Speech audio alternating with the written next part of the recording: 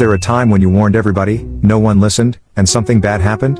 1. There was a young lady who worked as a barista at our local Starbucks coffee shop. She had a boyfriend who had just bought a brand new motorcycle. I asked her about it. She said it was a Japanese sport bike. I asked her how old her boyfriend was and how long he had been riding motorcycles. She responded that he was 19 and that he was a new rider. She said he wanted to take her out for a ride that weekend and that she was looking forward to it. I told her I had ridden motorcycles for over 40 years, and I advised her to please not ride on the bike with him. She seemed like a really smart girl and was open to listening. I let her know that modern sport bikes and young beginning riders are a bad and dangerous combination. My advice to her was to support her boyfriend and encourage him to take the Motorcycle Safety Foundation rider course, but to not ride with him until he had spent a couple years learning how to safely control a powerful, lightweight sport bike by himself. 2 weeks later I saw her again at Starbucks and asked how she was doing. She appeared very sad and distressed. She said her boyfriend did go riding that weekend with several other friends, but that she told him she wouldn't go riding with him, as I had advised. Unfortunately, he crashed and died. In this situation, my warning to this smart young girl resulted in her avoiding a tragic disaster. Something very bad happened, but not to her.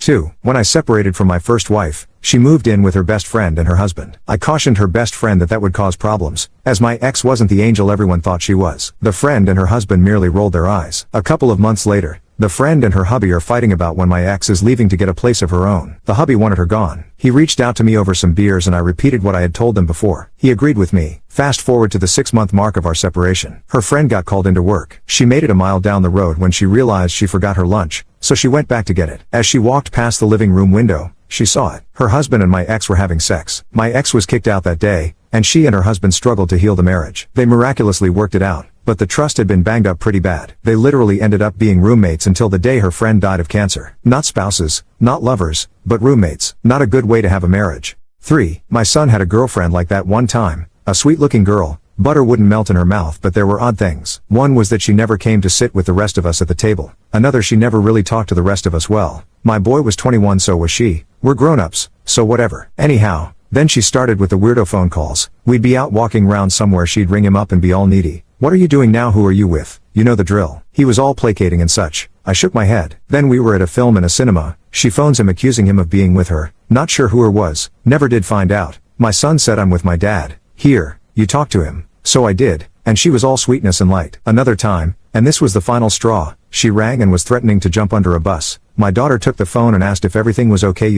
It was amazing. I had a long chat with my son and said that this sort of relationship is fine if you want to be a nursemaid to someone like her, and that while it may be all nice and cuddly now, I guarantee that in 10, 15 years, she won't be interested anymore, but also she would have the same bullshit personality she has now. Then I told him a story of some people I knew years ago, just the same pattern, and that's what it was, pure toxic from go to woe. You consider that, my boy, and then do the right thing, whatever that might be. You know my opinion on that. He broke up with her, and that was over 10 years ago. He has a life without a deranged person dogging his every step. I'm sorry for her, but I'm also glad she's gone. 4. My old apartment building in NYC was owned by a couple of really terrible people, and it was so legally questionable that we had all been living rent-free for years because they wouldn't bring the building up to code. Eventually they found a buyer, a Mr. Kinsey, now passed, so I can say his name, owner of a large real estate firm. He was outside on the sidewalk one day, sizing the place up, and I walked straight up to him and told him this building is a total mess in every way, especially legally. You should just walk away. He looked at me like I was an ant and said, thanks, but I can handle it. He bought the building anyway. A year later when we had him tied up in court I said, hi, remember me? I eventually got paid $50K to move out. Sweet. Thanks for ignoring my advice. Bonus, his shady AF workers were doing something half-assed on the roof apartment and started a small fire, which was quickly put out, but the fire department showed up to make sure. I remember well the grizzled fire chief asking the guy if he had proper permits for the work, and he started in on some bullshit. Great reply from fire guy, okay, you just called me a complete idiot.